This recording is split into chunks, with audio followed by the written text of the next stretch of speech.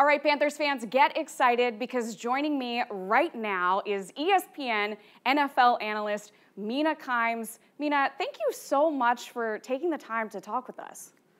Thanks for having me. It's a exciting time to be a Panthers fan. It sure is. It sure is. So I was just listening to your podcast, The Mina Kimes Show, featuring Lenny, and you and JT O'Sullivan did this great breakdown of the top 4 quarterbacks in the draft. And since, as you said, it's a great time to be a Panthers fan, they certainly have interest in all 4 of those quarterbacks. So I thought we could, go through each of them, and you could give us some reasons to be excited about each of these guys.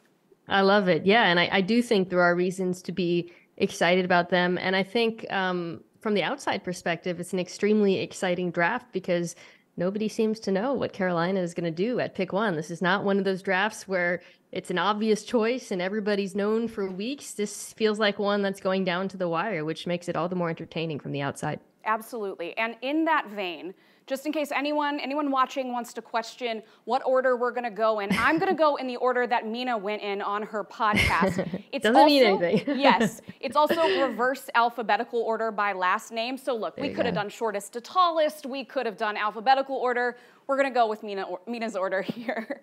So let's start with Bryce Young. What should we be excited about if Bryce Young's name's called?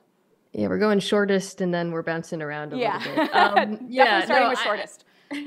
Right, Bryce Young, I mean, there's so much to be excited about. Anybody who's paid any attention to college football over the last couple of years knows this because he has shined for Alabama on the biggest stage since becoming a starter and played some of his best football in the biggest moments, which is something that I really love. I would actually say that probably is the thing that I love the most is his play under pressure, his play in high leverage situations, his play against very good defenses is outstanding. But to, I guess, hone it down a little bit, he's just a baller, man. Like he has that playmaking ability that I think you see with the top quarterbacks in the NFL right now. That's very modern when he's under pressure, when the play breaks down, whether it's escaping the pocket or creating space inside of it and resetting.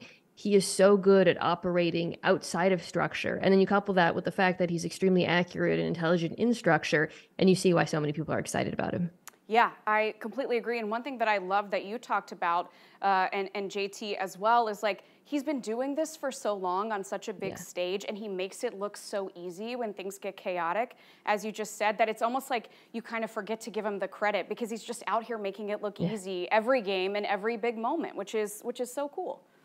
100%. And I think it's also worth noting that this last year in Alabama, he encountered a bit of adversity in terms of the players around him, the protection. This was not a breeze by any means. Of course, Alabama not being in the playoffs speaks to that. And he rose above his circumstances and made his team better, which I think is another trait you certainly want in a starting quarterback. All right, next up in our reverse alphabetical order, C.J. Stroud. What should Panthers fans be excited about when it comes to him? CJ Stroud just throws such an accurate, pretty ball to all 3 levels of the field, especially from a clean pocket.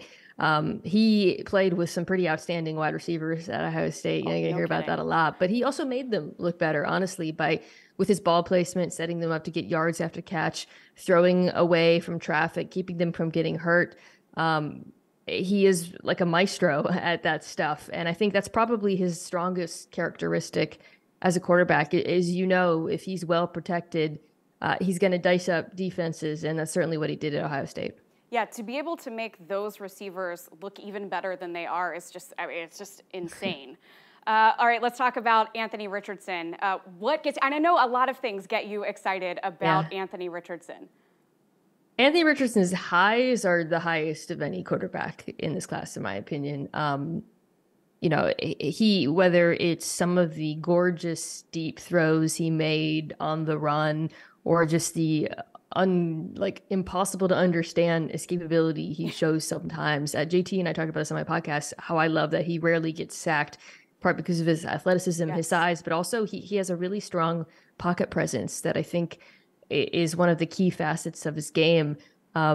He has all of the tools to be a truly special quarterback. I think the question for whatever team takes him, and maybe it'll be Carolina, is whether he can put all those tools together to play with consistency, in particular as it pertains to accuracy. And I want to go back to what you said about getting sacked, because when listening to your podcast, I was surprised about that. But Yeah. what is it? What can you attribute that to? Yeah, so typically when quarterbacks hold on to the football Yeah. a long time, as Anthony Richardson did in Yes. college, I think longer than any of the other top prospects, they have high sack rates, Yeah. something that carries over to the NFL. But he actually has a pretty low pressure to sack rate.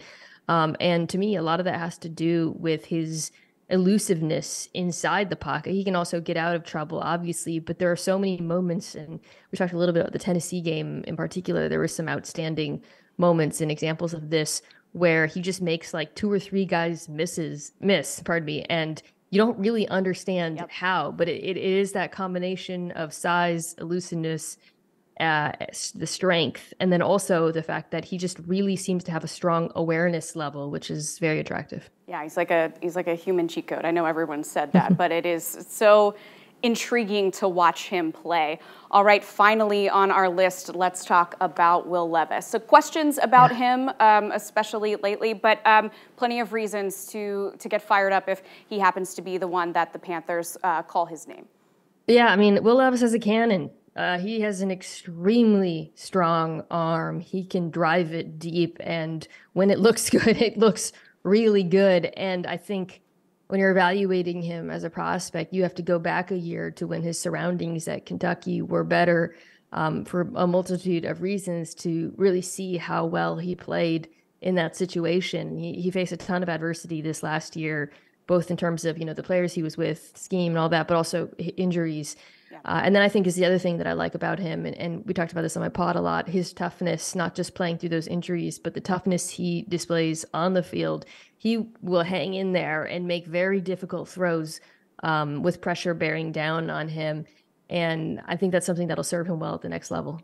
But Mina, what about the fact that he puts mayonnaise in his coffee? Like, how do we feel about that? Can't apologize for that one. Yeah, that's a red flag. Sorry. I completely agree. All right.